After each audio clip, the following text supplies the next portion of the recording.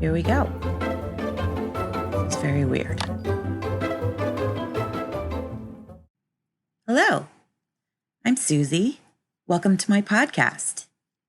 So, to begin with, I suppose I should explain who I am and why I'm making a podcast, and more importantly, why you might be interested in listening to it. So, who am I? What a weird question. I don't know how to answer this question lots of the time when I'm asked, because who is a person? Personhood is a really complex idea, and so to ask someone who they are, lots of people have a specific context in mind. Like, what do you want to know about that person? And we ask in the most generic way possible. So it's a difficult question to ask oneself, certainly. And I suppose the best thing to do is to begin with sort of the vitals, which is that I am a woman. I identify as a woman. I am a cisgender hetero woman. I am roughly middle-aged, depending on your definition of that. I am white. I was raised in a more or less what we have come to know as a middle-class upbringing. I am a wife. I am a mother. I am a professional. I work as a manager in a corporation. So those are sort of the things, the characteristics about me that might tell you a little bit about who I am and, where I'm coming from. Other stuff about me.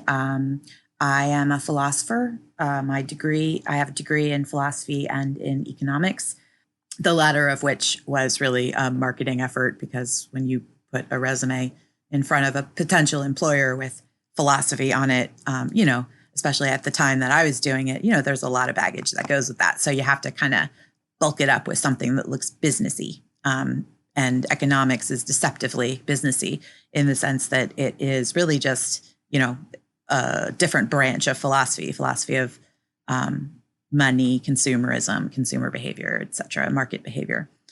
Be that as it may, my heart, lay within the humanities and philosophy in particular, which may contextualize for you a little bit why the question of who I am is a difficult one to answer.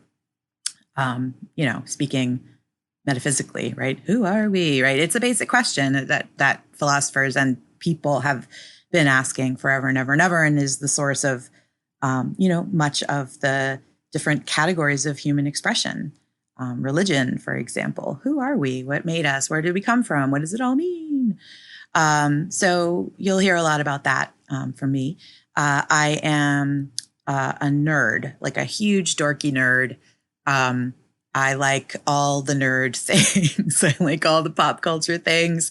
I like D&D. I like video games, D&D, Dungeons and Dragons, for those who may not know.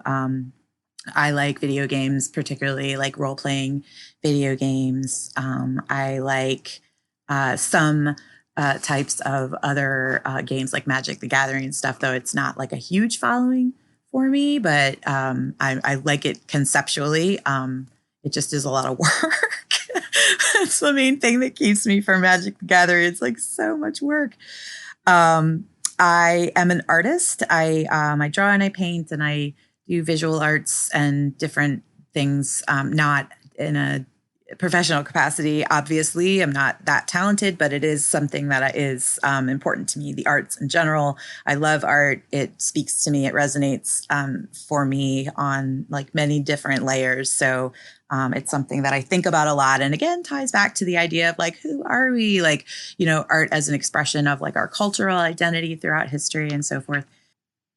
I'm a Sagittarius. I'm not like a devout follower of astrology, but I do, I'm interested in it. It's an interesting field, if you will. I say that perhaps with a small f, insofar as, there is method to it, and it does have interesting qualities to it that reflect, different archetypal qualities of humanity. So it's in some ways a meditative tool or like a reflective tool in some ways for me. So I find it interesting. And so you might hear a little bit about that. Other pieces of information about me, esoterica, that might interest you or tell you whether or not the things that are going to potentially come out of my face might not be of interest to you. Esoterica, if you will. I am not a person of faith, although I have deep respect and admiration for those that are.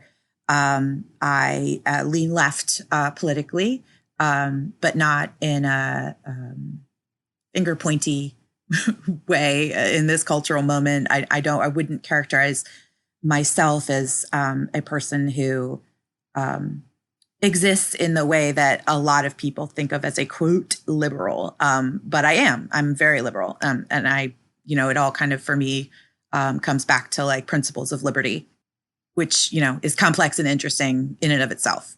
In terms of the division between parties, but more on that later.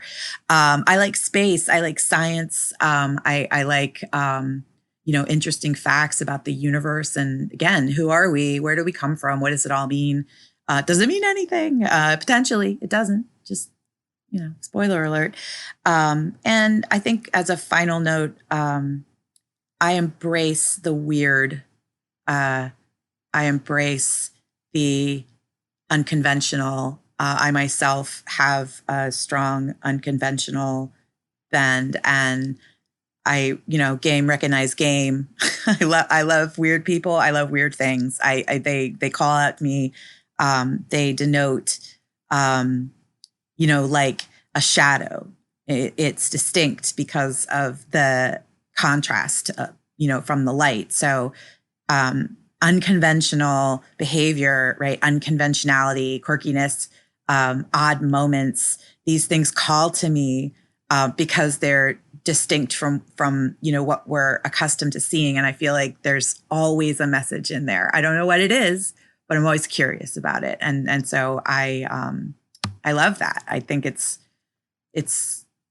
a worthwhile moment when you sometimes see those things that should give you a moment to be like, whoa, this is an interesting thing that's happening that I don't understand. And I'm having a reaction to it. And I don't understand that either. And, it's a good moment to sort of like, I don't know, not to be cliched about it, but like, practice a degree of mindfulness and like catch yourselves in those moments and be like, oh, here's something about me I didn't realize before.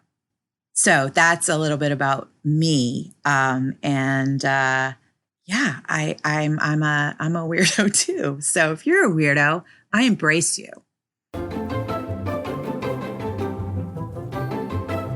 Okay, so now you know a little bit about me, as I am really just a random person making a podcast. Why? Why are you making a podcast, Suzi? Why? Okay, well that has layers. That answer, I admit fully that this is very new. I am quite novice. And I've thought about it for a while, I guess, but it never occurred to me really that anyone might actually be interested in anything that I have to say.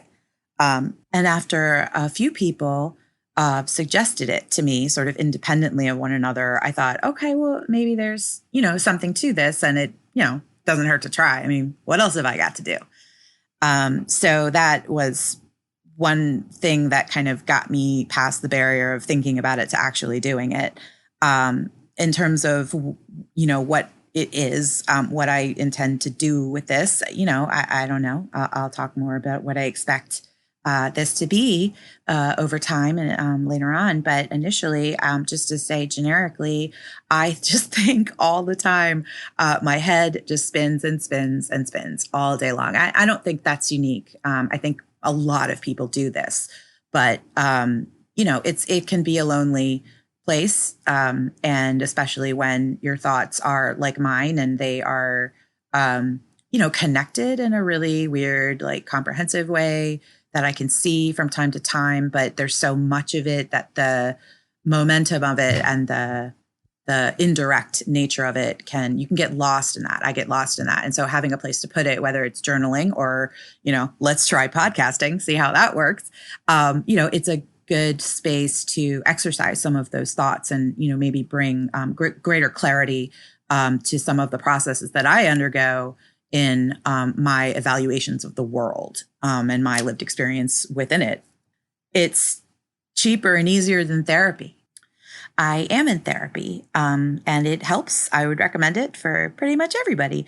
But it's hard therapy. It's hard, in part because the process, in order for it to be helpful, means coming to grips with some stuff that you don't want to come to grips to. The things that you kind of push down. You kind of don't want to deal with it. Therapy is the space to bring that stuff up. And, it's hard to do that. That's difficult work to do. It has, almost universally positive results, but it is difficult work. And this, not so much. This is much more just me, talking. I think my therapist would probably appreciate me putting these thoughts into this platform versus, kind of just letting her be my audience, if you will, to avoid the actual work that I should be doing in therapy. Which I sometimes do. Sorry. I also just have a lot of questions, and I want to talk through those questions. And the things that I think about, that I wonder about, are uncomfortable things that people don't want to talk about or think about, or they are, just really esoteric things that people aren't interested in. Perhaps don't have time to think about because they have lives that they're living and, things that they're doing to get by. And sometimes that's enough, right? Like you don't always have to be stargazing or navel gazing or, pick your metaphor.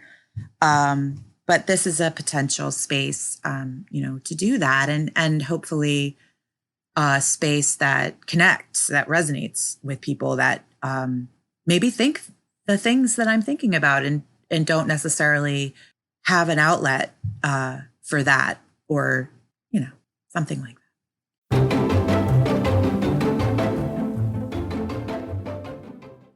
As you can tell, it's not fully formed. This little project of mine. We'll see how things go. I have some ideas about how I'd like it to go, which I suppose brings me into the idea of what to expect. Like, what will this be as we move forward?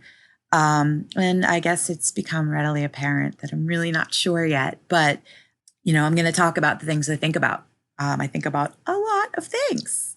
And I've mentioned that a few times now. I'm starting to repeat myself. That's something I'm going to learn from, is to not repeat myself quite as much. This will be a good exercise to do that, I suppose. Thank you for your help in allowing me to work through that little personality foible. Things, again, that you can expect to hear from me on whistory. I think about history all the time.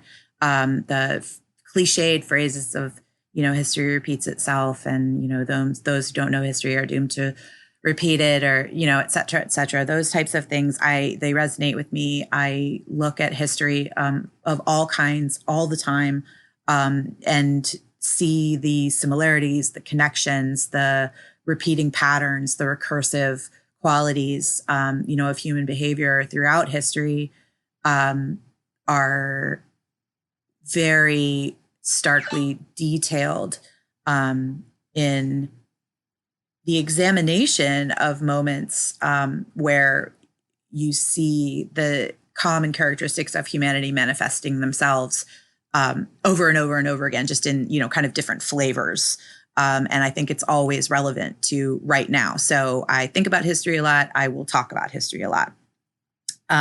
Politics, obviously, I'm not a political person in the sense of I don't participate in governance. I am a citizen only. I intend to stay that way. It is never my intention to seek office or run for office, nor to be an activist in any, specifically meaningful way. That's not my path, I don't think. But I do want to carve out a space where the political realities of our lives become less noisy and rhetorical and more clearly speaking to the effects that our laws and our governance, has, the direct impacts that it has on people's lives, and this sort of epistemological or the belief-based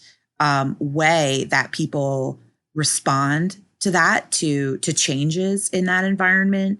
Politics is not an exercise in, just rhetorical garbage and mudslinging and money grubbing.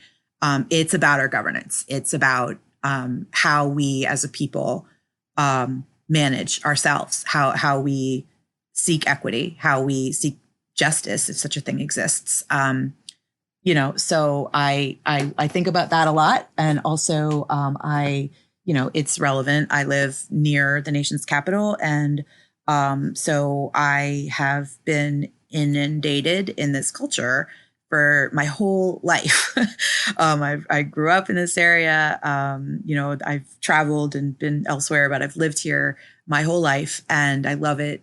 I love it so much. I really do love this town so much. And even and in spite of the political, the swamp, I guess, it's an appropriate metaphor, though I hate to echo that particular sentiment, but it's not necessarily untrue, that it is a swampy, boggy, mired kind of place. Politics is messy. It's complicated. It is about seeking representation. And we have a whole lot of people in this country. Representation of 327 million people is a difficult nut to crack. It's going to be messy.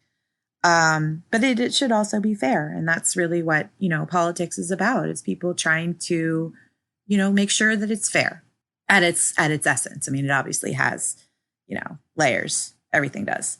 Obviously, you've inferred by now that I am going to be talking about philosophy a lot. It's what I think about most of all. It's the thing that occurs to me most of all. I'm sure you will hear in-depth analysis from me about philosophical concepts.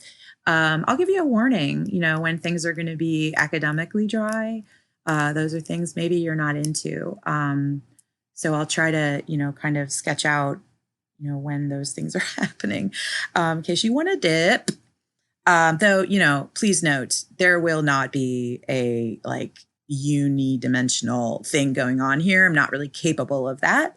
So I think it's safer to expect that it's going to be kind of a little bit of everything all the time. That's kind of how I see the world. And that's certainly my expression of myself in the world. The arts is another thing I will talk about quite a lot. As mentioned before, I love the arts of all kind, every mode of human expression in an artistic endeavor, be it painting, sculpture, poetry, fiction, film, theater, even video games, comics, our artistic expression, music, certainly at the tippy top of the list for me. One of my all-time favorite things in the whole wide world is music. And I think that all of those artistic expressions are really just, fundamental expressions of humanity. And therefore, even if they're really bad, they still contain a nugget of value. There's something in there that has a quality of human expression, whether that the expression is something, completely, vain or, insipid, or just a totally vapid, seeking of, a 15 minutes of fame thing, right? Like there's a message there. There's something to learn there. And it's interesting and always unique, like depending on that, cultural moment. So again, that spark, that moment of like, oh, this isn't normal. Like, and when I say normal, please understand, like that is normal. There's really no such thing as normal, right? But there's like a personal normal, right? Every person has a whole like ecosystem of cultural understanding that they've ingested and imbued, in themselves over time. And so there is a normal for them. Often that normalcy extends out to communities, and then there's sort of a shared cultural norm. It's obviously a lot more complicated than that. You know that, but I'm, putting it in a nutshell. And I think that that's one of those concepts that's, it's simple to say and complex to break down. And so I think about that a lot, and I will talk about that. Social media is something I find absolutely fascinating.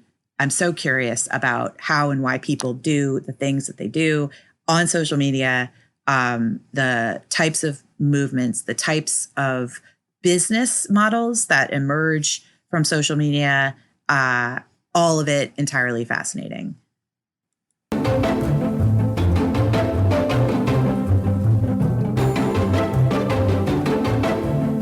At some point, it's possible that I'll figure out how to do guests or interviews or some other types of conversations.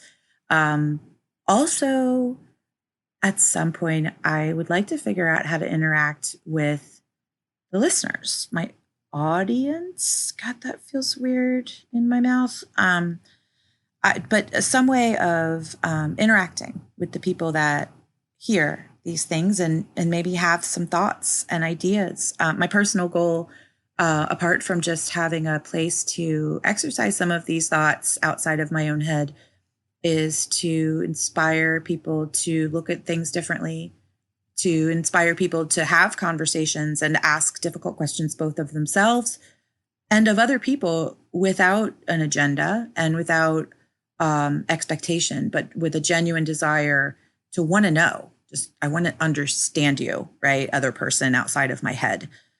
I think that's hard work, like therapy.